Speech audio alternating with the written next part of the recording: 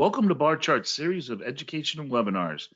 Today's session is on using the bear put debit option spread as a protection strategy against downside risk. If you're an investor who is concerned about the possibility of a stock value decreasing, then the bear put strategy might fit your risk management needs.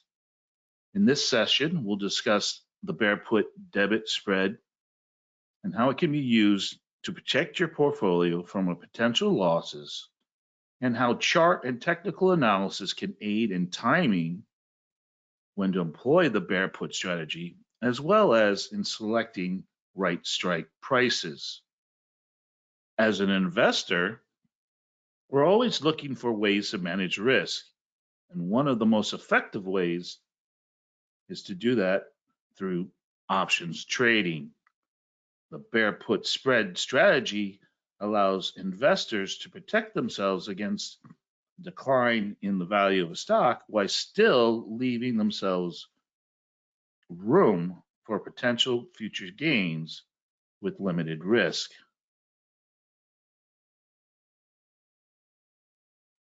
Hello, everyone. My name is John Rowland, Barchart's Senior Market Strategist, and throughout today's webinar, we'll discuss the bear put spread, how it works as a protection strategy, how to set it up, how Barchart's option screener and bear put screener can advise you in the proper risk reward profile. Plus, we'll discuss using chart analysis to assist us in selecting strike prices. We'll go over some of real-world examples, and I'll share some tips and tricks for maximizing your protection and minimizing your risk. So if you're interested in learning how to use the bear put strategy as a protection strategy against downside risk, how chart and technical analysis can aid in timing and strike selection, then stick around. But before we jump into that, please welcome my partner and our moderator, Barchart's Project Director, Jean Baker. Hello, Jean. Good afternoon, John. How are you out today? there today? Oh, I'm great. How are you today? I'm doing well myself, thank you. Good, good. Can't believe it's almost the end of March. Gee, Lou, where did this time go to? I just don't know. I think time flies when you get a little bit older, but I agree with you. But also, I think most of the time we talk about, I don't know about you, but I'm ready for spring and bring on summer, right? Yeah, yes. Let's get moving toward that. Like to do that soon. Yeah, So you ready to start, John? I think so. Okay, let's get going. All right, thanks, Jean. Just a reminder, today's session is for educational purposes only, and decisions to buy, sell, hold, or trade a security, a commodity, or any other investment involves risk and are best made on the advice of a qualified financial professional. Options trading is not for everyone, and option strategies can result in the loss of principal. And under no circumstances shall we be liable for any losses or damages you or anyone else incurs as a result of any trading or investment activity that you or anyone else engages in based on the information or material you receive through barchart.com and our services. Okay. So what is the bear put spread? Well, the bear put spread is used when there is an expectation that a downward price movement in an underlying asset, such as a stock. Now, this vertical debit spread occurs when a trader simultaneously purchases a higher strike put and sells a lower strike put with the same expiration date. Now, since the higher strike put costs more than the lower strike put, the trade requires a capital outlay, which is why it's referred to as a debit spread. Now, this strategy is really designed for somebody who is mildly bearish. If you're overly bearish or you believe your stock market is going to fall precipitously, then a single put strategy will probably be your better option. Now, the potential profits or losses of a bear put spread strategy depends on the difference between the stock and the strike prices. How the two legs are positioned in relation to the overall current price will drastically change the reward to risk profile. Now, selling the lower strike put limits the profit potential, but that premium received works to partially offset the cost of the higher strike put, which helps to mitigate the potential loss. The main difference from a single put purchase and the bear put spread is that the second leg limits profit potential, but again, helps to reduce the cost, the debit. Now, as far as advantages to the bear put spread, just as I aforementioned, the spread is less expensive than a single put. And shorting a stock is another alternative strategy to profit from a price decline. But in theory, the upside risk is unlimited. The bear put spread, though, risk is limited to the cost of the trade. And the strategy's potential profit could offset most of the losses incurred from owning the underlying asset during the price decline. The bear put spread strategy can be used to profit from a price decline regardless of stock ownership. It can be used or applied to ETFs, indexes, futures. But our take today will be the point of hedging a depreciation in the price of an asset we already own. So how do we calculate the potential profit and losses of the bear put spread? So the maximum loss is the price paid for the higher strike put minus the credit received for the lower put sold. Now, in the worst case scenario, the price of the stock rises above both these put values, the strikes, then both of the puts would expire worthless. But that's the max or worst case scenario. It's conceivable that at some point before expiration, when the price of the stock rises, you could exit the trade and only incur a partial loss compared to the maximum loss. Break even at expiration would be the higher strike price minus the cost of the trade. Again, it's conceivable we could achieve this before expiration. And maximum profit is capped to the spread differential minus the cost of the trade.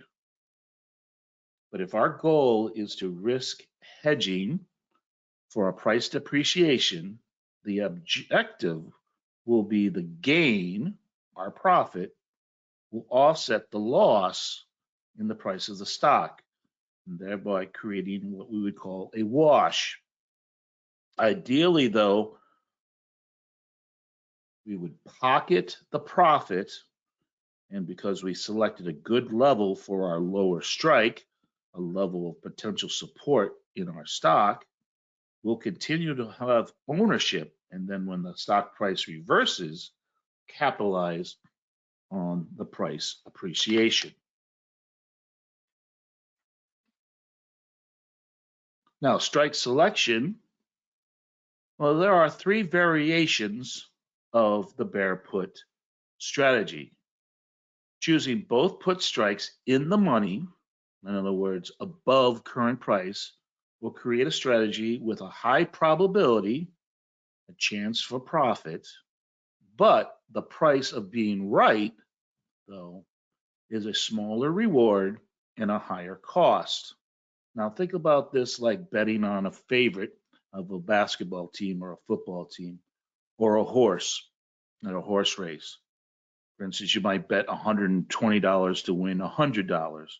or you're getting 6 to 5 odds on a favored horse. Right? A greater chance of winning, betting on the favorite, but a smaller profit or smaller payout.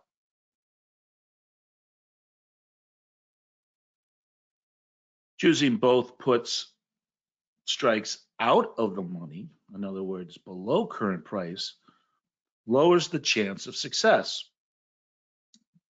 And this will resulting in a smaller probability. But the payoff here, the reward increases and the cost decreases. Choosing a bear put spread where the strike price straddles the current price gives you an even probability. And typically, depending on the put pricing and the implied volatility of the stock, just a slightly higher cost to reward. But if you slide the higher strike marginally closer to current price, this can create a scenario of a greater profit and lower loss, but it decreases the probability. And this is that give and take we're going to look at in our session today. Now, each of the strategies has a pros and cons based on this risk versus reward. And if our goal is to maximize reward to offset the price decline from ownership, choosing a lower strike that the trader believes the underlying will not go below by expiration.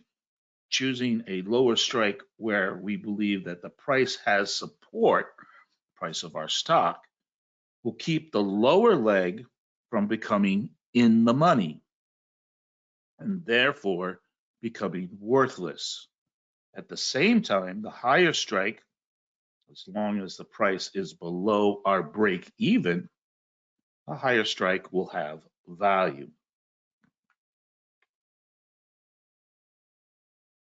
So let's do this. All right, so here I'm on Barchart Premium page, and let's go to the options page. So I'm under here, options, and here we have our bear put debit spread screener. And I'm just going to let it screen here. Now it's given us 59 different examples, but let's look at a couple of those scenarios that we just talked about. So let's look at this in terms of probability. Let me see if I can find a good example. Okay, so here we have ABT. I think that's Abbott. And you can see our current price is around $97.41. Now, in this one, we have a high probability, 64.3%. But notice that our two strike prices, our two puts, are above current price. Again, in this scenario, what we would see is that we're going to pay for this probability, this success, that price will stay below both of these put prices, and that cost would be $3.50. But the reward in this case would only be $1.50. A higher probability of success, a lower payout. Now here, let's see if I can find another good example. Bear with me.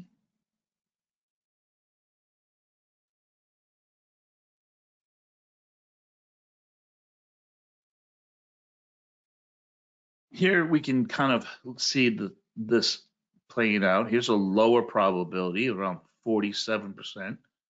And this is Tesla, where the current price is around $193.27. And our strikes here is one that's at the money, right at current price, and below. Again, ideally, if we were looking outside or out of the money, we would look for a put price that is a little bit lower. But you can see here that here the probability is lower, and the payout is a little bit greater. So let's do this. Let's go back, and I'm going to go back to set my filters. Now, sometimes you don't get a lot of results on this page, and that could be for a couple reasons. One of them might be because of days to expiration. Now, anytime we buy a debit spread, typically what you want is you want to be able to have enough time to let that trade run out. And so the more time that we have, that's going to add to our costs. Now, where's a sweet spot in terms of days to expiration? Well, for this particular strategy, I think somewhere between, let's say, 25 or 30 days to about maybe 50 to 60 days. So let's just increase the days to expiration. And the other adjustment I'm going to make here on our screener is sometimes because we're looking at monthly expirations, as we move farther out, there might not be a lot of open interest or volume that is currently being traded. And that's kind of a phenomenon that's actually going on right now, is a lot of options traders are trading a much shorter dated or weekly dated options. But let's go and see what happens here. I'm just going to increase the threshold of volume and open interest, and we'll probably get a lot more examples here. And what I'm looking for is a low probability, and here's where we get one. Here's Lulu, right? Lulu currently trading, 165, and let's see what we got here. Trying to find a better. Let's see if Apple pops up. Let me go back this way.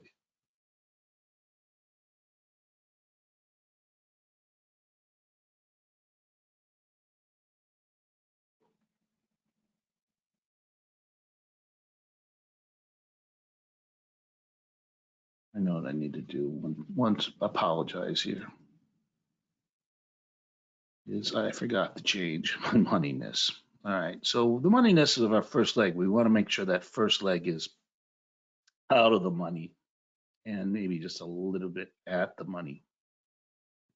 So let's do that. There we go. That'll help us out. Whoops.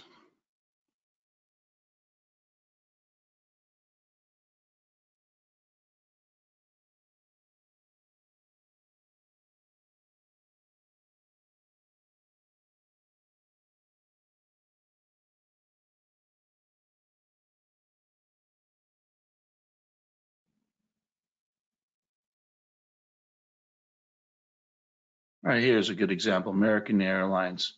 Our put price is below our current price. Our second put price is below low probability, and a low payout. So the other thing we can do then is we could talk about how we can look at where we have our put in the money, our higher in the money, and our put that is out of the money. So one of the things I'll do is I'll go back to set my filter again. Here I'm going to use, again, that days to expiration. I'm going to use a little bit wider volume and open interest. Again, I'm going to look for those puts of that first leg that are at the money or above the market. And if I know the stock that I'm trading, for instance, let's say I want to look at Apple, what I can do is I can go in here and type symbol. I add that, and I'm going to match it with the symbol Apple. Here I have 176 different combinations based on just Apple on our screener. And again, let's look at a couple of examples. So for instance, here we have our 165 put and our 152.50 put. Our current price is at 160 about. So our first leg is in the money, our higher strike, and our lower leg is out of the money, below current price. And here you can see that our probability is right around 50%. Our cost in this case would be $4.90. Now in this example, because our higher strike price is a little bit closer to current price, $5 away, versus our lower strike price, which is about $7.50 away, we're going to get a little bit better risk to reward ratio. So a $4.90 loss versus a $7.60 profit. Now let's follow this trade out. Let's think about this in terms of what could happen with the price of Apple. So if I'm going to put this trade on, and I believe that the price of Apple is going to fall between now and April 21st, and the price of Apple falls to 152.25, then that would create our maximum profit, right? Below a price at or below the 152.50 put would expire worthless, and the 165 put would be in the money for about $12.50. But we paid for that 165 put, we paid $6.35. And so our net profit would be $7.60. Now it doesn't end there. Let's think about the stock and what the stock price has done. So currently the stock price is trading 160. And if it falls down to 152.50, our stock price has fallen $7.50. But in this scenario, the put spread would create a profit of $7.60, thereby covering the price depreciation. Now, if I used a set of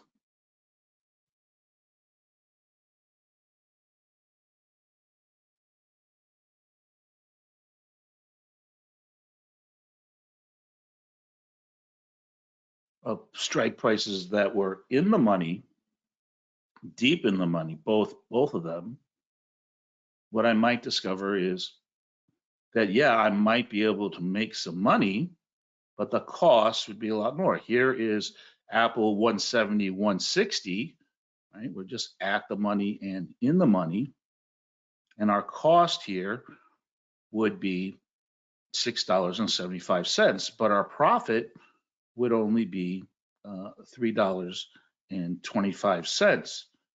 Now, in order for us to make money, in this case, Apple would have to be below 163.25, a higher probability that would happen. But what if I thought that Apple was going to fall down to 155 or 150? This would not give me a lot of protection to the downside. It only gave me $3.25% protection, but at a cost of almost $6.75.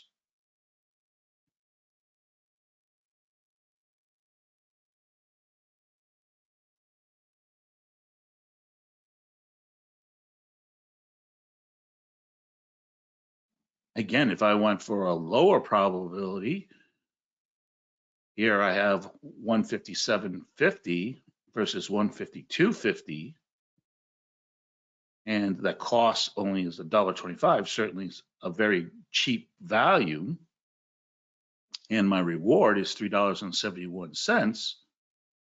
But if the stock of Apple goes down to 152.75, I will make $3.71, but my stock price has fallen $7. And so when we choose out of the monies, yes, I can get a greater risk reward ratio, but again, there's not enough premium or profit for us to offset the loss in our particular stock.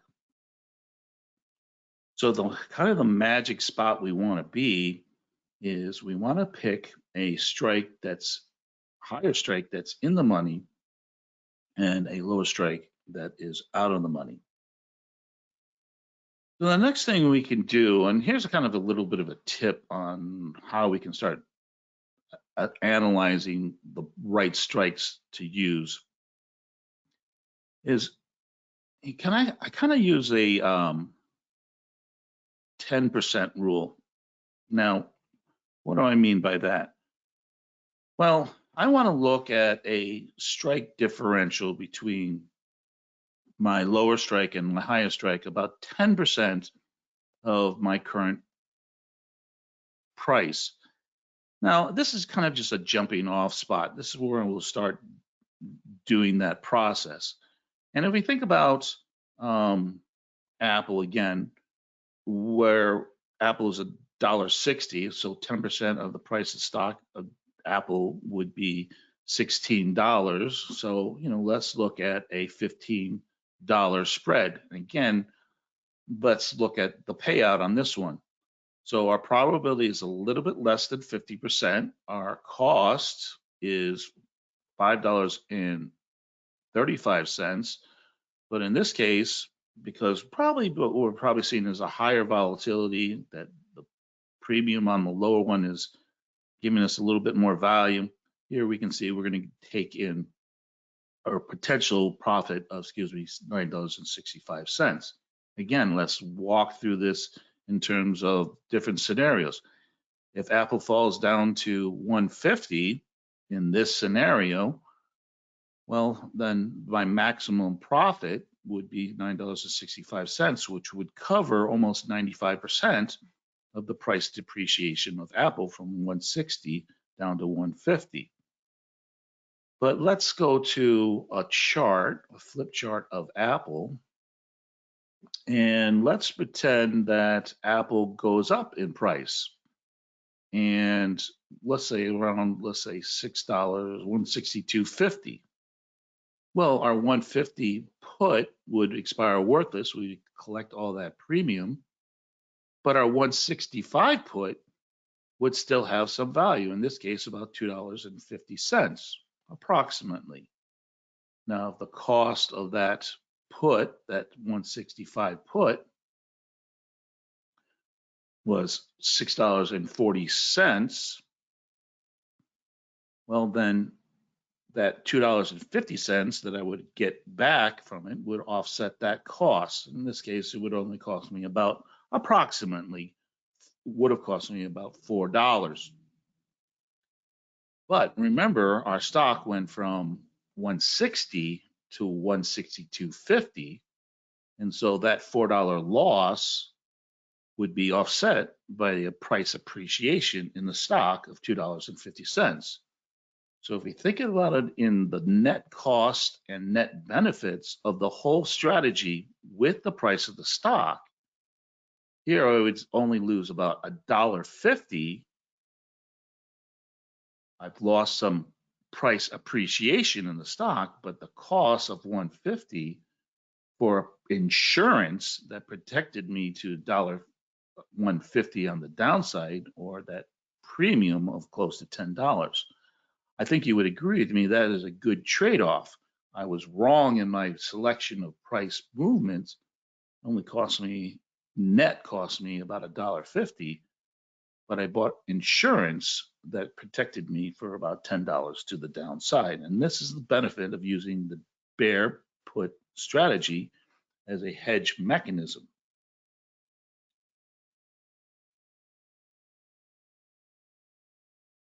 So let's talk about how we can pick strike prices, but also let's also think about how we can use some technical analysis to help us determine when we want to start to look at this type of strategy. So again, let me go back to our flip chart of Apple. And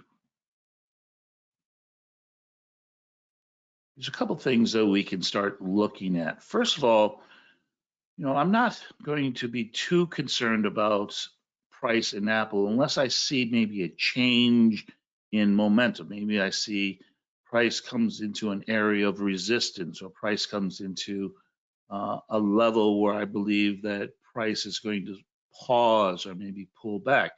So there are a lot of other technical tools we can use, but some of the ones that are very common, there's one that's called the MACD, and the RSI. Now, if you don't know how to find those, you can go under, excuse me, not tools, but studies. Right click on a flip chart to find studies, and you can find all those different studies. In this case, I have created a template with RSI and MACD.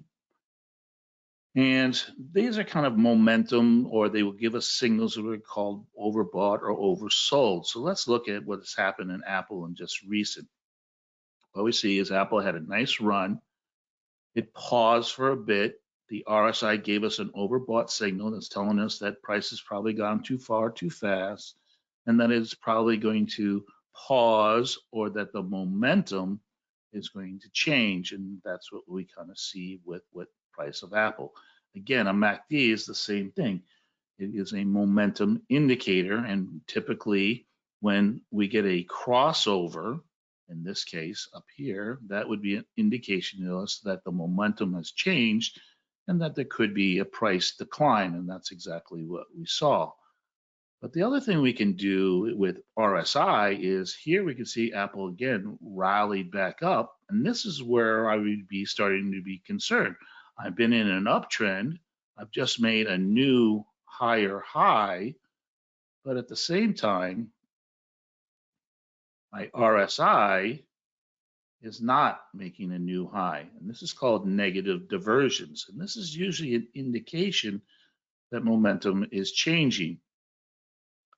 Now, in this scenario with Apple, I probably would still wait for the crossover for the MACD. But at this point, I might be more concerned that price of Apple is going to pause or maybe retreat. Now, how far could it retreat?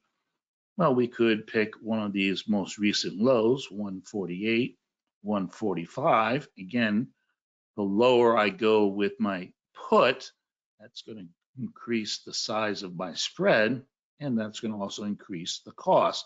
I have to still do that risk reward cost to benefit. But here we can see around 150 might be a good spread value, 165, 150, which is close to about 10% of our price of Apple. Now, there is another way we can look at price movement in terms of price moving too far, too fast, or that where I feel that maybe price is going to change of direction, and that would be Bollinger Bands. And what we see here is, again, these upper and lower bands. Bollinger Band is represented by this blue shaded area. And typically, what is the theory behind Bollinger Bands is that when price gets outside of our Bollinger Bands and then returns inside of it, there's a higher probability that price is going to revert back to the mean. So in this case, we can use that as a tool. So let's do this. Let's go back to our flip charts, and I'm going to go back to my full put spread. I'm going to eliminate Apple. And let's see what we get here. I'm hoping to see Amazon in here.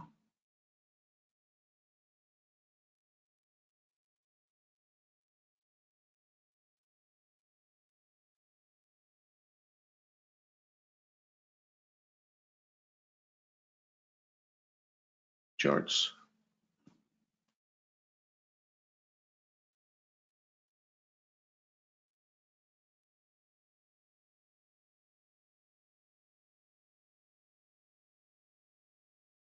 I did not get Amazon. Okay, let's do this. You know, Gene, sometimes you set everything up in the morning and then the market changes, the dynamics change. Right, the market changes on you.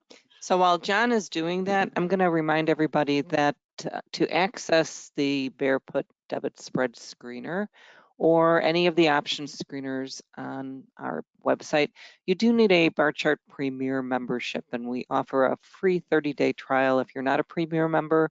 And if you want to go ahead and try out what John is showing you today, just go ahead and sign up for a free trial. You'll be able to look through all the filters yourself and and see the type of results that you can get.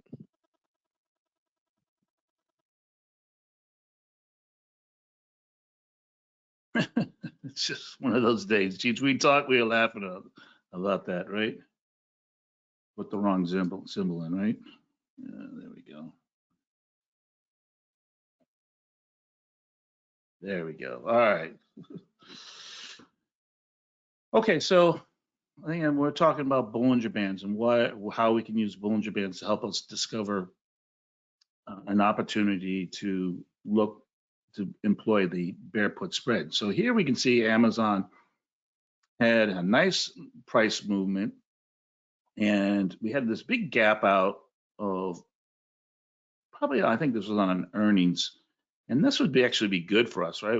If we're long Amazon, we'd be really, really happy about this. But prices outside of the Bollinger Band, that is a high probability event or low probability event occurring, but a high probability that if price returns inside the band, it's going to revert back to the mean. Now, what other things could we be looking at? Other technical analysis? Well, is this explosion in price bumping up against, previous level of resistance? And you can see that the blue line here kind of represents that. So as a trader here, I would be concerned if in this case, Amazon price returned inside of the Bollinger Band, and then I would start thinking about using that bear put strategy. Now, one of the other things you can do at that point would be look at where your bands are, your outer bands, your upper and lower bands, and use that as to help you to select your put values. And so in this case, we could see our lower band on this particular day was around 90, and our upper band was around 110.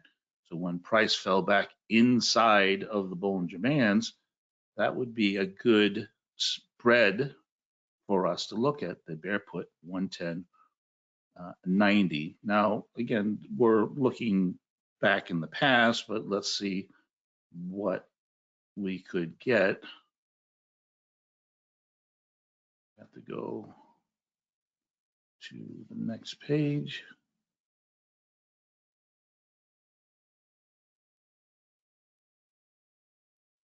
Here's a 109.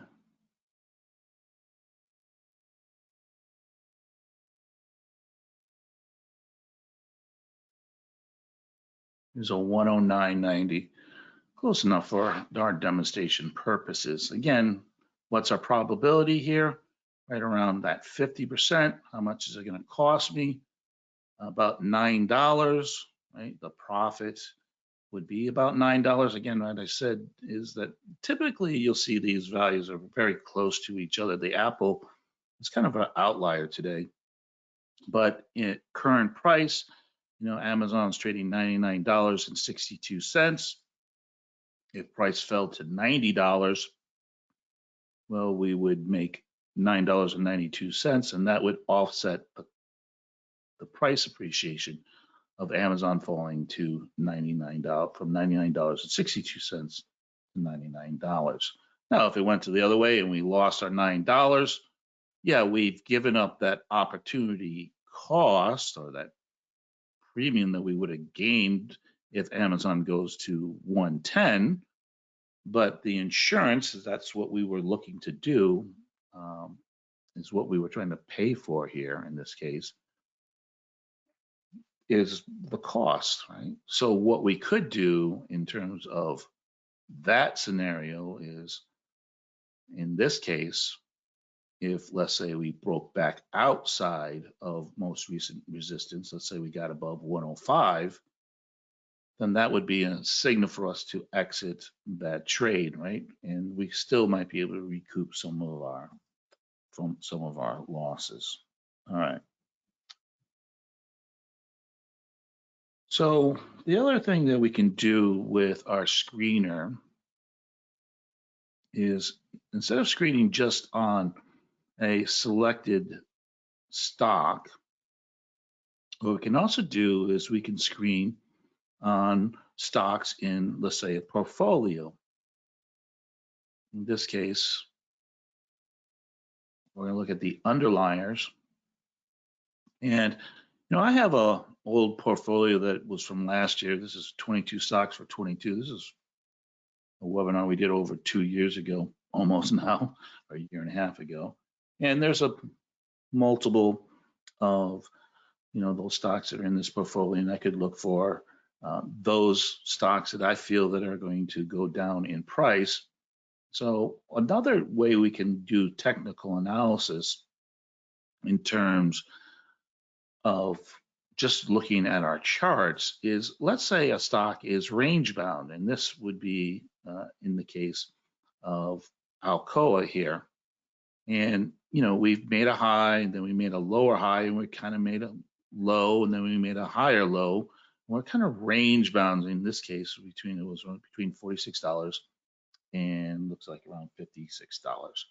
And then we got what would be considered a breakout above this high, a breakout failure or breakout fake out. And then so in typical charting patterns here, when you get a breakout and then price falls back inside of your range, then price is probably going to go to the lower end of the range, which it did in this example. So this would be another technical example in terms of chart pattern price movement, where if you got a breakout that did not take out an area of resistance and then price fell back in, that would be a perfect time to set for our bear put strategy. Let's see, do I have it for Abbott or AbbVie? Let's see, AbbVie. Another typical chart pattern that you can look for is here's AbbVie, which is in a channel. And a lot of times what will happen in typical charting pattern is price will go to the top of the channel and then fall to the bottom of the channel, or price will break out of the channel, and that would be an indication for us to use the bear put strategy. Okay.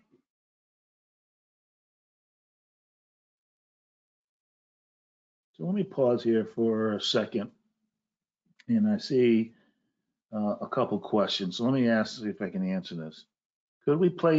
Kim asked, could we place Fibonacci retracements to help us determine levels? Yeah, that would be a great tool to use in terms of your Fibonacci levels. Again, we want to kind of find that lower strike price where we find, let's say, a Fibonacci retracement. Let's look at, in this case of AbbVie,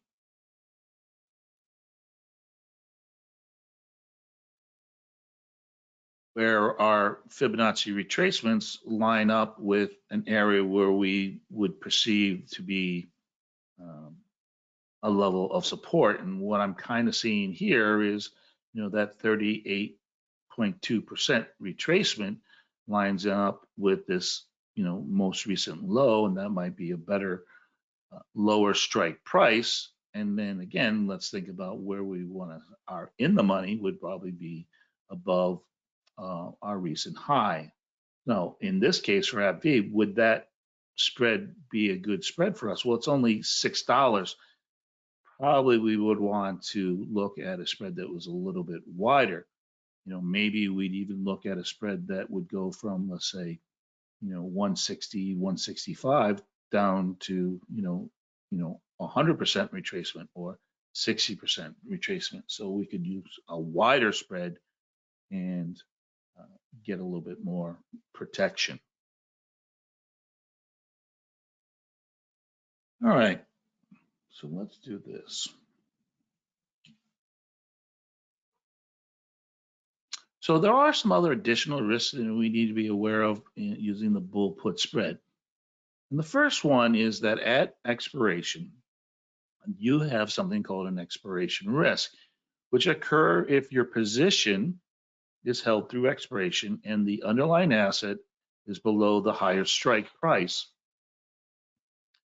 Now, it's not at or below the lower strike. So in this situation, what this would create is a short position. Now, this is the assumption that we use the bear put spread and we don't have ownership of the underlying asset. And this could cause us to take a short position. Now, this might be restricted based on the trader, the trader's account, your relationship with your broker, or the availability of shares to borrow to take that short. So many of your brokers will force you to exit the trade. But if you have that relationship, that would put you into a short position. Now, if we own the asset, the put will act as a cover. In other words, we will sell our shares. Now, we might not want to sell our shares. And if we do sell our shares, then there could be also a tax liability. So the best practice for the bear put spread would be to close out both legs before expiration. Okay, Gene, I see a couple other questions, late questions coming in here.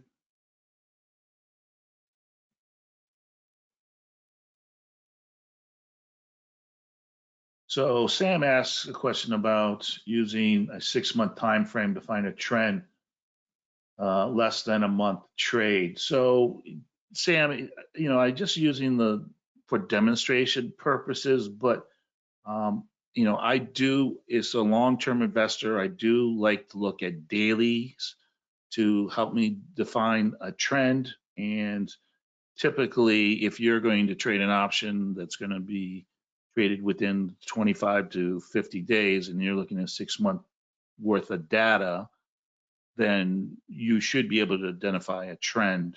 So yes, I think that's a great example of that. Robert asks, with bear puts, would you buy the higher price and sell the lower, or the other way around? So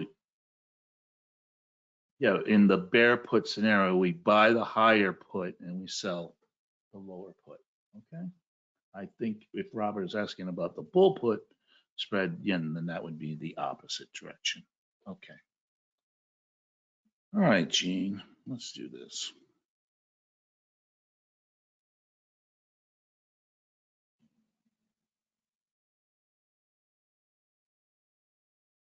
So we're back in the Alcoa here. I do have a little time here, so let's do one more example here. So we did the Alcoa example of where we could think about when we can apply this when we're in range bound. But let's look at what's happening with Alcoa right now. Again, we're kind of in this range, right? We have old support is now new resistance, so around the 144, 146 level. And we do have a little support here just below, $40, around $38. So again, if I felt that Alcoa was going to continue to go down, this might be an opportune time to set forth that strategy. But if I look at our bear put screener, we don't really get that lower strike, do we? And so we could come back and set the filters on that to try to achieve that. Or what we can just do is go to Alcoa and go to the credit or debit spreads, look at the bear put spreads, and see if we find that. Again, if I don't see that combination that I like, I could go back to my screener and change my filters, or I could just easily just go into my option prices. Here I'm looking at the May 19s, and I can look at, let's say, in this case, a 45, 35 spread. And what's the cost? Well, my 45 put that I'm going to buy is going to cost me $5.90. And the 35 put that I'm going to sell is going to cost me I'm going to receive $1.29. So let's round it up to 130. So my net cost is going to be about $4.60. Current price here of Alcoa is right around $41. So it's going to cost me $6 and did I say $6 and $4.60?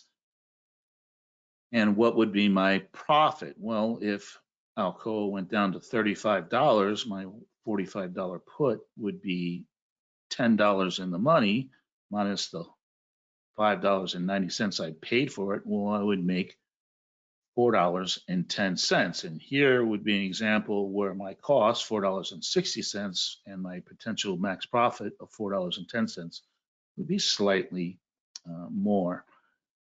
But let's think about this in terms of our trade. At $41, and I'm going to get a $4 profit, that's going to give me protection down to that $37 range, right in the area of our lower strike. So here you can see in this case, it doesn't cover the whole nut, but it does give us a good protection of about 80–85%. And I think that is kind of where we want to be when we start setting up this type of scenario. Okay.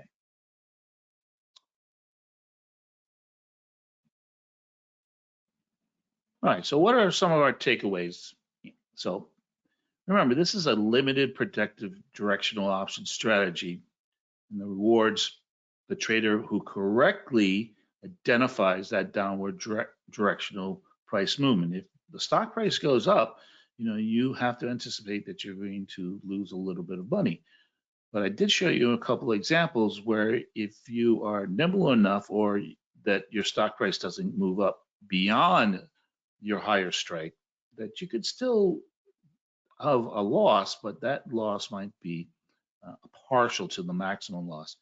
And that loss, that capital loss, you think of it as in terms of insurance policy that you pay, let's say, for like insurance for your home, right? A little bit of cost for a lot of bit of protection, especially if the stock continues to go up in price. So the strike price selection will determine that risk to reward profile. Remember that the higher the probability, the lower the profit and the lower the insurance that you're going to cover, and the more cost it is. The strikes that are below current price are going to give you a greater reward, but they might not protect you enough to the downside.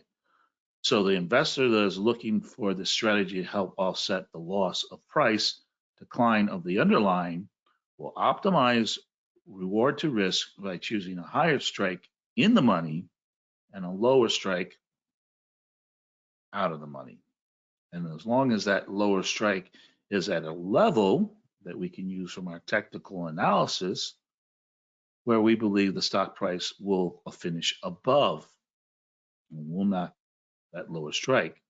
In this case, then the strategy will help protect us to the lower price movement of the stock, and the profit will offset that potential loss. Okay. All right, Gene, let's do this real quick.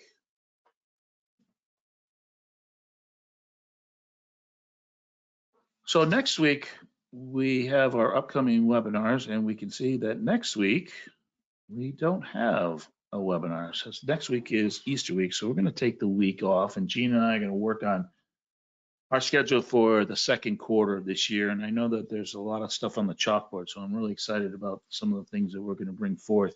We're going to have a couple guests. We're going to look at some advanced strategies, and we're also going to look at some basic tools and processes for using the web page. So I'm looking forward to doing those sessions in the coming weeks.